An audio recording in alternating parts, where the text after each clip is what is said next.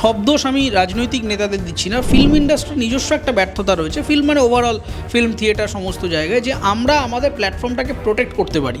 শিল্পীর নিজস্ব ক্রেডিবিলিটির আর কোনো দাম নেই। আমি ভালো গান গাই কি আমি খারাপ গান গাই, আমি ভালো কবিতা লিখি কি খারাপ কবিতা লিখি, আগে দেখে নেওয়া হবে যে আমি ওর মত অনুসারে আমি চলতে পারছি কি না। যদি আমি ওর মত অনুসারে হ্যাঁতে হ্যাঁ নাতে না করতে পারি, তাহলে আমি পৃথিবীর সর্বশ্রেষ্ঠ গায়ক হলেও কোনো লাভ হবে না। আইনের তো নিয়মটাই তাই, আইন এমন একটা প্ল্যাটফর্ম যে নিজেই নিজের ভুল শোধরাতে পারে। সুপ্রিম কোর্টও এরকম জাজমেন্ট দেয়, আবার সেই জাজমেন্টকে রিভার্স করে দেয় যখন সে মনে করে যে এই রায়টা সময় উপযোগী আর হলো না। এরকম বহু ল্যান্ডমার্ক জাজমেন্টকে কিন্তু সুপ্রিম কোর্ট, হাইকোর্ট তারা কিন্তু রিভার্স করে। ইউনিয়নটাই ফর্ম করতে দিলেন, আপনি আগেই বললেন না তুমি কলকাতা পুলিশের বিপক্ষে তো ভাই কথা বললেই তোমাকে জেলে ভরে দেবো, তাহলে তো কী হবে? তাহলে তো এটা অ্যানার্কি তৈরি হয়ে যাচ্ছে। এমনভাবে তোমাকে হয়তো মাথা ফাটিয়ে রক্তপাতের রাজনীতি করছি না, কিন্তু তোমাকে ভাতে মারার রাজনীতি করছি। তোমার ব্যবসা আটকে দিচ্ছি, তোমার প্রমোশন আটকে দিচ্ছি, তোমার চাকরিতে তোমাকে ডিস্টার্ব করছি। আগামীতে এমন একটা পৃথিবী তৈরি হবে যেখানে অপোজিশন বলে আর কিছু থাকবেই না, এবং সেটা হবে গণতন্ত্রের একেবারে ফাইনাল মৃত্যুর কফিনে পেরেক। আচ্ছা, কোথাও কি যারা এই রাজ্যে যারা শিল্পীরা রয়েছে, যেই বক্তব্য আপনি বললেন সেই বক্তব্যের উপর ভিত্তি করে আমি বলছি, এই রাজ্যে যারা শিল্পীরা রয়েছে তাদেরকে রাজ্য সরকারের আইডিওলজি মেনেই চলতে হবে কাজ করতে গেলে? যদি আইডিওলজি ম্যাচ না হয়, তাহলে যেটা আমরা ইতিমধ্যে দেখলাম তৃণমূল কাউন্সিলরের আয়োজিত প্রোগ্রামে যেটা লগ্নজিতা চক্রবর্তীর সঙ্গে হয়েছে, এই একই ধরনের পরিস্থিতি তাদেরকেও ফেস করতে হবে। দেখুন, শুধু হবে না, এটা হচ্ছেও। আপনি যদি বহু এরকম পরিচালক, অভিনেতা, টেকনিশিয়ান এরকম রয়েছে যারা আইদার অ্যাক্টিভলি সরকারের যে পথ সেই পথে হাঁটেন না, অথবা তার বিরাগভাজন হয়েছেন, তার বিপক্ষে কথা বলেছেন। কেবলমাত্র রাজনৈতিক ময়দানের লড়াই নয়, এমনি ইডিওলজিক্যাল তারা আলাদা, সেই সমস্ত লোকগুলিকে এমনি কম বেশি কাছ থেকে সরিয়ে দেওয়া হয়। সেটা হয়তো এতটা মুখের ওপরে বলা হয়নি এতদিন, এখন যেটা খুব এক্সফ্যাসি মুখের ওপরে বলে দেওয়া হচ্ছে যে এটা করলে আপনাকে ডাকবো না অনুষ্ঠানে। এতদিন এটা একটা আন্ডার কারেন্টে কম বেশি চলেছে। প্রচুর ডিরেক্টর, অভিনেতা, অভিনেত্রী এরকম পাবেন যাদের ব্যাকআপ প্রফেশন নেই, কিন্তু তারা কাজ পান না। আমরা কিছুদিন আগে এরকম একজন টেলিভিশন ডিরেক্টরকেও দেখেছি, যিনি তপন থিয়েটারের সামনে কিন্তু একটা ফাস্টফুডের দোকান খুলেছেন, একজন বিখ্যাত টেলিভিশন ডিরেক্টর।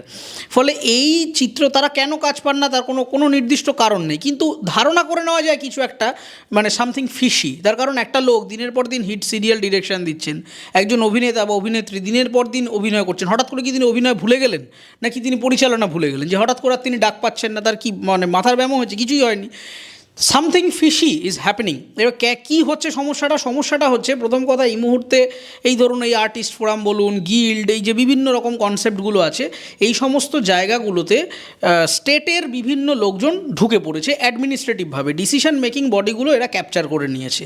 এই যে বিভিন্ন গিল্ড ফিল্ডের মাথায় যারা বসে আছে, অমুকের ভাই, তমুকের জ্যাঠা, তমুকের পিসি, তাদের সাথে দূর দূরান্তে ফিল্ম ইন্ডাস্ট্রি কোনো সম্পর্ক নেই। লেটেস্ট চারটে ফিল্ম নিয়ে তার সাথে কথা বললে আপনি বুঝতে পারবেন ইনি না নিজে কোনো দিন ছবি বানিয়েছেন, না ছবি বানানোর প্রযুক্তির সাথে এর কোনো যোগাযোগ আছে। কিন্তু এরা সব এক একজন গিল্ডের হত্যাকর্তা হয়ে বসেছে। কোন টেকনিশিয়ান কার্ড পাবে, কোন টেকনিশিয়ান কার্ড পাবে না, কার হায়ারিং কীভাবে হবে, কোন চ্যানেলে কীভাবে প্রোডাকশানটা হবে, এই সব ব্যাপারে এরা ডিসিশন মেকিং বডিতে ঢুকে পড়েন। এবং স্টেটের এটা পাওয়ার পলিটিক্সের কনসেপ্ট, যে ডিসিশন মেকিংটা কন্ট্রোল করে নিতে পারলেই, এক্সিকিউটিভ মেশিনারিটা কন্ট্রোল করে নিতে পারলে ক্ষমতাটা কায়েম করা যাবে। এবং এটা আমাদের ব্যর্থতা বলে আমি মনে করি। সব দোষ আমি রাজনৈতিক নেতাদের দিচ্ছি না, ফিল্ম ইন্ডাস্ট্রির নিজস্ব একটা ব্যর্থতা রয়েছে, ফিল্ম ওভারঅল ফিল্ম থিয়েটার সমস্ত জায়গায়, যে আমরা আমাদের প্ল্যাটফর্মটাকে প্রোটেক্ট করতে পারিনি। আমাদের ইন্ডাস্ট্রির যারা সিনিয়র লিডার্স রয়েছেন, সিনিয়র স্টার, সেলিব্রিটিস, তারা যদি প্রোটেক্ট করতে পারতেন, তারা যদি না বলতে শিখতেন, তাহলে কিন্তু যারা জুনিয়র রয়েছে, জুনিয়র বয়সে জুনিয়র, ক্ষমতায় জুনিয়র, সংখ্যায় জুনিয়র, তারা কিন্তু প্রোটেক্টেড থাকতেন। যেই মুহূর্তে ওপরের মাথা যারা আমাদের লিডার, স্টার, সুপারস্টার, যাদের নামে ইন্ডাস্ট্রি চলে, যাদের নামে ইউনিয়ন চলে, সেই ব্যক্তিত্বরা যখনই মাথা নামিয়ে দিলেন, হ্যাঁতে হ্যাঁ করলেন, নাতে না করলেন, তখনই কিন্তু একটা ইনফ্লাক্স অফ পলিটিক্যাল পাওয়ার ঢুকে গেল। যেই মুহূর্তে ওপরের মাথাটা পচে গেল, তখন কিন্তু আর যারা জুনিয়র রয়েছেন তাদের একার পক্ষে আর লড়াই করাটা সম্ভব হলো না, কারণ ম্যাক্সিমাম নাম্বার যারা পাওয়ারটা অপারেট করতেন তারাই ডুবে গেলেন। তো সেই কারণে এটা রাজনৈতিক নেতাদের যেরকম রাজনীতির মারপ্যাচ আছে সেটা তো আছেই, সেটা অস্বীকার করার কোনো জায়গা নেই, কিন্তু কালচারাল ফ্র্যাটার্নিটির যারা মানুষজন আমাদেরকেও প্রোটেক্ট করতে হতো, যেটা সামহাও আমরা পেরে উঠিনি বলেই আজকে এরা এতটা মাথায় চড়ে বসেছে যে কোন সিনেমা কোন হলে দেখানো হবে, কোন নাটক কোথায় মঞ্চস্থ হবে, কোন বই কোথা থেকে প্রকাশিত হবে, কোন শিল্পী কোথায় ডাক পাবেন কে ডাক পাবেন না, এইটাও একটা পলিটিক্যাল পার্টি ডিসাইড করে দিচ্ছে। তার মানে শিল্পীর নিজস্ব ক্রেডিবিলিটির আর কোনো দাম নেই। আমি ভালো গান গাই কি আমি খারাপ গান গাই, আমি ভালো কবিতা লিখি কি খারাপ কবিতা লিখি, আগে দেখে নেওয়া হবে যে আমি ওর মত অনুসারে আমি চলতে পারছি কি না। যদি আমি ওর মত অনুসারে হ্যাঁতে হ্যাঁ নাতে না করতে পারি, তাহলে আমি পৃথিবীর সর্বশ্রেষ্ঠ গায়ক হলেও কোনো লাভ হবে না। এতে ক্ষতিকার হবে, ক্ষতি হবে হচ্ছে আমাদের বাংলার। কিভাবে ক্ষতি হবে? আজকে ধরুন লগ্নজিতা কে ধরুন আমরা কালচারালি ব্যান করে দিলাম, কি ক্ষতিটা হবে? লগ্নজিতার কোনো ক্ষতি হবে না, তিনি একজন ভালো গায়িকা, তিনি 5 মাস 6 মাস দেখবেন, তারপর তিনি তার ব্যান্ডটা নিয়ে দেখা যাবে বলিউডে স্টেপ ইন করলেন এবং বম্বেতে গান গাইলেন। তখন হয়তো আরেকটা অরিজিৎ সিং, আরেকটা শ্রেয়া ঘোষালের মতো আরেকটা লগ্নজিতা, আরেকটা অন্য কোনো মানে হুয়েভার ইট ইজ XYZ কে নতুন শিল্পী আসবেন আমরা জানি না, কিন্তু এইভাবে কি হবে? ব্রেন ড্রেন হয়ে যাবে। আমাদের নিশ্চয়ই কেউ যদি প্রতিবাদ করে, আপনার যদি মনে হয় আপনি তাকে অন্যভাবে আক্রমণ করতে পারেন, রাজনৈতিকভাবে, গণতান্ত্রিকভাবে, আইনিভাবে আপনি আদালতের সাহায্য নিতে পারেন, কিন্তু আমি তাকে কাজে দেব না, কাজ করতে দেব না, তার অনুষ্ঠান করতে দেব না। এই কথাগুলোর মধ্যে দিয়ে যে থ্রেটটা তৈরি হচ্ছে, সেই থ্রেটটাতে কারোর ক্ষতি হচ্ছে না। হ্যাঁ, যে ব্যান্ডটাকে ক্যান্সেল করা হলো বা যে আর্টিস্টকে করা হলো, তিনি হয়তো 5-6 মাস রোজগার করতে পারবেন না, তার শো হয়তো হাফ হয়ে যাবে, কিন্তু তারপর দেওয়ালে পিঠ থেকে গেলে সে লোকটা কী করবে? না খেয়ে মরবে না, সে বিকল্প বাজার খুঁজবে। বিকল্প বাজার খুঁজতে আইদার সে ওয়েস্টে চলে যাবে, দেশের বাইরে চলে যাবে, অন্য রাজ্যে চলে যাবে। কী হবে? আমরা 5টা ভালো গায়িকা, ভালো নাট্যকার, ভালো সাহিত্যিক এদেরকে হারাবো। এই বোধটাই তো বাঙালি হিসেবে আমাদের নেই, যে আমাদের ভালো ট্যালেন্টটাকে কীভাবে প্রকিওর করব, কীভাবে নার্চার করব। হোক না, বিরোধিতা তো চলবেই। আপনি যা বলছেন সেটাও ঠিক না, আবার লগ্নজিতা যা বলছেন সেটাও ঠিক না। লগ্নজিতা যদি মমতা বন্দ্যোপাধ্যায়কে খুব কটু কথায় আক্রমণ করেন, নিশ্চয়ই তার প্রতিবাদ হবে। তার ফ্রিডম অফ স্পিচকে তিনি যেরকম মানে এক্সপ্লয়েট করতে পারেন না, যাচ্ছে তাই আমরা করতে পারি না। আমিও মুখ্যমন্ত্রীকে মানে তার রিজাইন পর্যন্ত দাবি করেছি, কিন্তু সেটা গণতান্ত্রিকভাবে তার চেয়ারকে শ্রদ্ধা জানিয়ে। তিনি তো ইলেক্টেড রিপ্রেজেন্টেটিভ, আমি তার মতের সাথে সহমত নাই হতে পারি, কিন্তু তাকে ব্যক্তি আক্রমণ করবার কোনো অধিকার আমাকে কেউ দেয়নি। এবার একই রকমভাবে তিনি যদি কোনো অন্যায় করে থাকেন, তার অন্যায়ের শাস্তি হবে, কিন্তু তার জন্যে তার গানের ক্রেডিবিলিটিটাকে তো কোশ্চেন করা যায় না। তো এইটা একটা খারাপ মেসেজ গেল ওভারঅল, আমার ব্যক্তিগত মতামত। এতে ক্ষতি হবে আলটিমেটলি ওভারঅল বাংলার সমাজ সংস্কৃতির ক্ষতি হচ্ছে, রাজনীতিবিদদের কিচ্ছু ক্ষতি হচ্ছে না। তারা কোটি কোটি টাকা রোজগার করে বসে আছেন, আজকে এ ক্ষমতায় আছে, কালকে ও ক্ষমতায় চলে আসবে, তাতে কোনো, এখন তৃণমূল আছে, হয়তো পরে বিজেপি আসবে কি CPM আবার ঘুরে আসবে বা নতুন পার্টি আসবে, কি হবে আমরা জানি না। নেতাদের কিছুই এসে যাবে না, তারা যে পরিমাণ সম্পত্তি করে নিয়েছেন এই রাজনৈতিক বাজারে, তাতে 3 প্রজন্ম করে খেতে পারবে, তাতে কোনো ক্ষতি নেই। কিন্তু ক্ষতি কাদের? ক্ষতি হচ্ছে যারা শিল্প সংস্কৃতিটাকে খুব সিরিয়াসলি ভাবছেন, প্যাশনেটলি গান বাজনা করছেন, নাচের প্রোগ্রাম করছেন, বই লিখছেন, সিনেমা বানাচ্ছেন, থিয়েটার করছেন, এরা আলটিমেটলি ক্ষতির অন্ধকারে ডুবে যাচ্ছে। আচ্ছা, এই বিষয় নিয়ে আমি একটু ব্যক্তিগতভাবে জিজ্ঞাসা করবো যে আপনি নিজেও চলচ্চিত্র জগতের সঙ্গে যুক্ত আছেন এবং আমরা সর্বত্র আপনাকে দেখেছি যে রাজ্য হোক বা কেন্দ্র, যে কোনো বিতর্কিত বিষয়ে আপনি আপনার বক্তব্য, আপনার মতামত সামনে রেখেছেন। কখনো সেটা রাজ্যের বিপক্ষে হয়েছে, রাজ্যের সাপোর্টে হয়েছে। তো কি মনে হয় এখন যে পরিস্থিতি আমরা দেখছি চলচ্চিত্র জগৎ নিয়ে বা পলিটিক্স নিয়ে, যেটা এক করে দেওয়া হচ্ছে, ভবিষ্যতে কি আপনাকেও এরকম লগ্নজিতা চক্রবর্তীর মতন কোনো পরিস্থিতির সম্মুখীন হতে পারে? দেখুন, আগামীতে কি হবে সেটা তো আমি প্রেডিক্ট করতে পারি না, কিন্তু আমি 2016-17 সালেই বুঝেছিলাম যে বাংলা ফিল্ম ইন্ডাস্ট্রির বাজারটা খুব একটা ঠিক দিকে যাচ্ছে না। যেহেতু আমি প্রায় 15-16 বছর ধরে ফিল্মে কাজ করে ফেলেছি এবং অল্প বয়স থেকে কাজে যুক্ত হওয়ার ফলে আমার যেটা হয়েছে যে আমার 25-26 বছর বয়সে আমি একটা 30 বছর 32 বছর একজন মানুষ যে অভিজ্ঞতাটা সঞ্চয় করেন, আমি সেটা 25-26-এ 5-6 বছর আগে করে ফেলতে পেরেছি। ফলে সেই প্রেডিকশানটা করবার অভিজ্ঞতাটা আগে হয়েছে, যেহেতু আমি অনেক কম বয়সে কাজের ফিল্ডে ঢুকেছি। এবার এটা অন্য কেউ করলেও হয়তো তার সেই অভিজ্ঞতা তৈরি হতো, এটার মধ্যে কোনো আলাদা স্পেশালিটি নেই। কিন্তু বিষয়টা হচ্ছে যে আমি অনেক আগেই বুঝতে পেরেছিলাম যে কালচারালি একটা ডিমিনিশিং মার্কেট তৈরি হচ্ছে, এবং আমি সেইটা বুঝতে পেরেই আমার উচ্চ মাধ্যমিকের পর থেকে আমি অভিনয়ের পাশাপাশি আমার যে একাডেমিক কেরিয়ারটা, সেই দিকটা আমি প্যারালালি ফোকাস করেছি।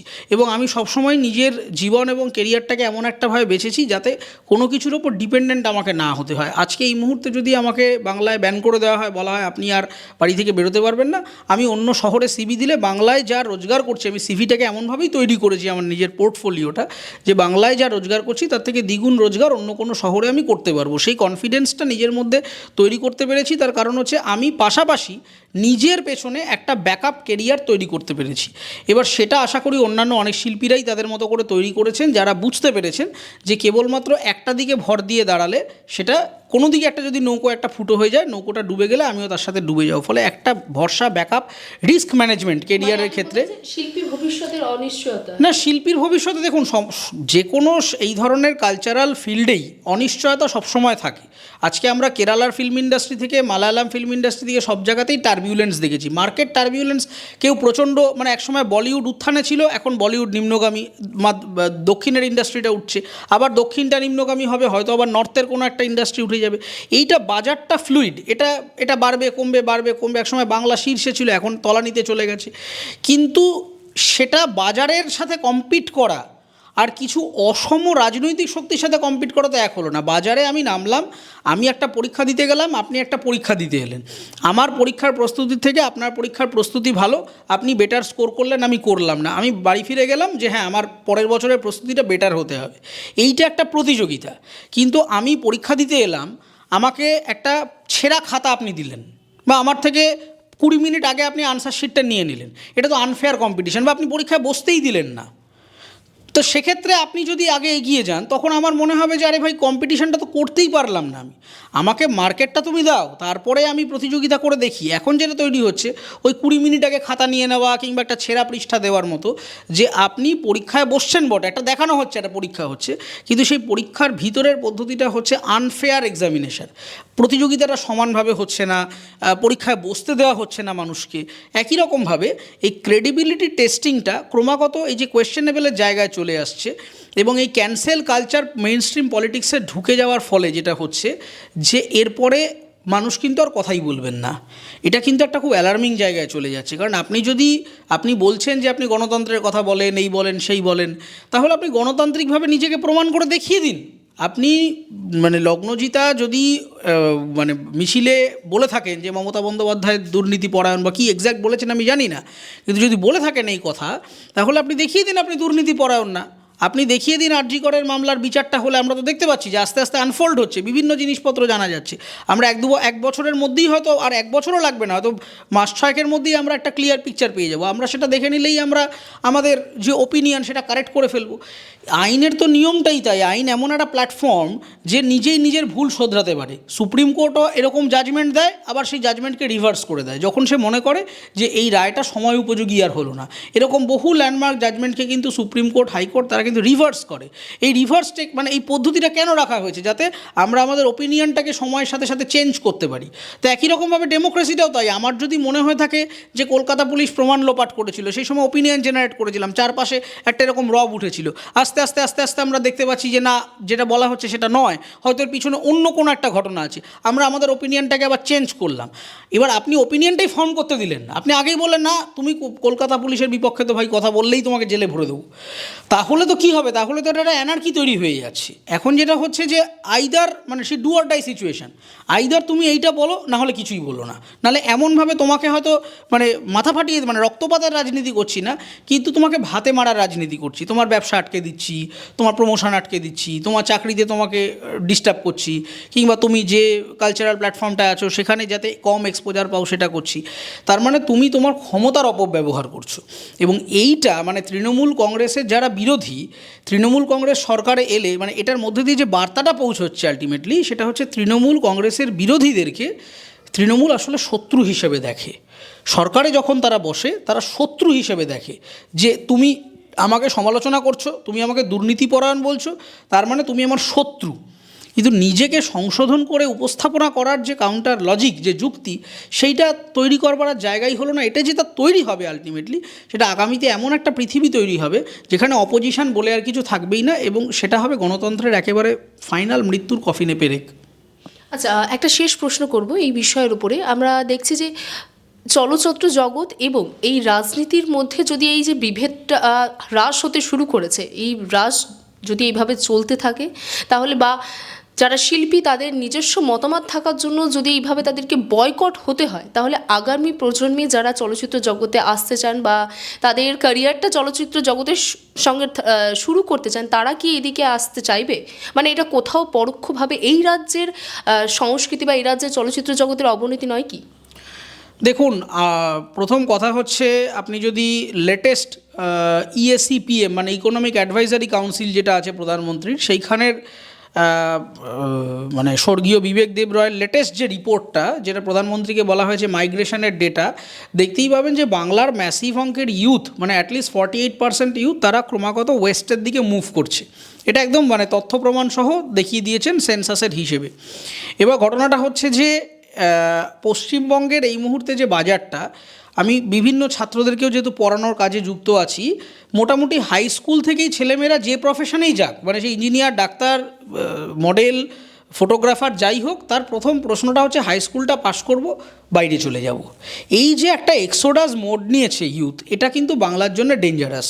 তার কারণ হচ্ছে বাংলার স্কিল্ড লেবার, আপনি দেখবেন বাঙালি সমস্ত জায়গায় ছড়িয়ে আছে। ব্যাঙ্গালোর চলে যান, দিল্লি চলে যান, হায়দ্রাবাদ চলে যান, বিদেশে চলে যান, সব জায়গায় দেখবেন বাঙালি কমিউনিটি গিজ করছে, কিন্তু বাংলায় বাঙালি কম। তার কারণ হচ্ছে বাংলার যে মেধাটা ক্রমাগত আস্তে আস্তে পরিব্রাজিত হচ্ছে, মাইগ্রেট করছে।